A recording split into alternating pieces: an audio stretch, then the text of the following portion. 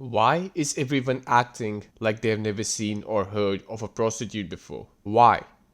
Tell me why. Why is everyone acting like a saint all of a sudden, man? These things have always existed. There has been a sudden change where everyone on the internet suddenly has started acting like they are just the most righteous person of all time, which is just completely nonsensical. This has always existed. It will always exist. I'm just not sure what's so surprising about it, right?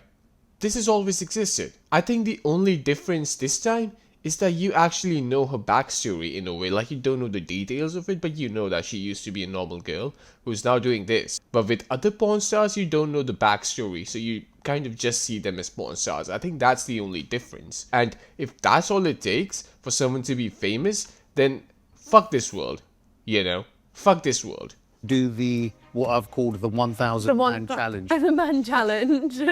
Definitely. Yeah? Yeah. So my assistant's currently going through the 5,000 applications we have. Applications? People apply for this shit? Exactly what I'm saying. On one side, this is what people are doing, right? They're applying to have sex with someone. And on the other hand, they fucking complain about, oh hey, this is so wrong. This is so wrong. Shut the fuck up. Choose a side, man. Choose a side. I've chosen my side. My side is that this is bullshit. That's simple, man. My side is that this is bullshit. There should be some control on your temptation. And I'm talking about the guys here more than her, right? Because I'm sure she's doing this for the money. And that temptation thing is also applicable for her. But I'm talking more about the guys. Because that's 5,000. She's just one person. That's 5,000 people who applied. They filled out forms, man. How fucking stupid can someone be? Now, imagine you, right? The person who's watching. Imagine you, someday, you have a son, and your son grows up, and then he applies. He applies. Motherfucks, it's not even like he walks into a fucking brothel and he's like, hey, give me someone. No. He fills out a form, sitting at home. Place in England. Yeah. They'll be getting, honestly, as quick as possible, in, out. I just want a conveyor belt. As I said, she doesn't have the desire. It's all about the money and the fame. In and out, motherfucks. She doesn't care, right? It's just a number for her. And I'm not saying that's okay at all. At all. But look, I'm a guy. I'm gonna see this more from a guy's perspective, right? You know what I mean? Now, that's not to say that I'm blinded about what it's like for her. Absolutely not. I'm just a guy, so I'm gonna see it more from that perspective. And it's fucking horrific. Obviously, just after finishing a 14-hour stunt of just constantly getting at it. Yeah. Yeah, and then as soon as we finished that, camera crew came in and started probing me with questions. It was super overwhelming, a super long, hard, stressful day. And then the camera crew probing me with questions for an hour. It's personally not how I would have told the narrative or how I would have edited it. What the fuck? As if it makes a difference. It's not about how it was edited. It really isn't.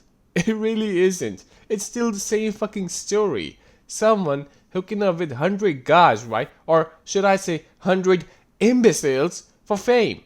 Very much said what I did was hard and, you know, not easy. It's not easy money. Before I did all these crazy challenges, I was still making a good amount of money to support myself. So yeah, this wasn't something I went into out of desperation for money or anything like that. Desperation for fame, maybe? Yeah, because no one fucking knew who you are except for some random morons on the internet. And now, people like me know who you are. So that's saying something, isn't it? A fairly comfortable life. My parents were always super loving, and you know, at Christmas time they'd always spoil us and stuff like that. Nice holidays. I read somewhere that you wanted to sleep with a 100-year-old man. What the fuck? I did, but somehow I don't think it'll be quite as easy to find a 100-year-old man.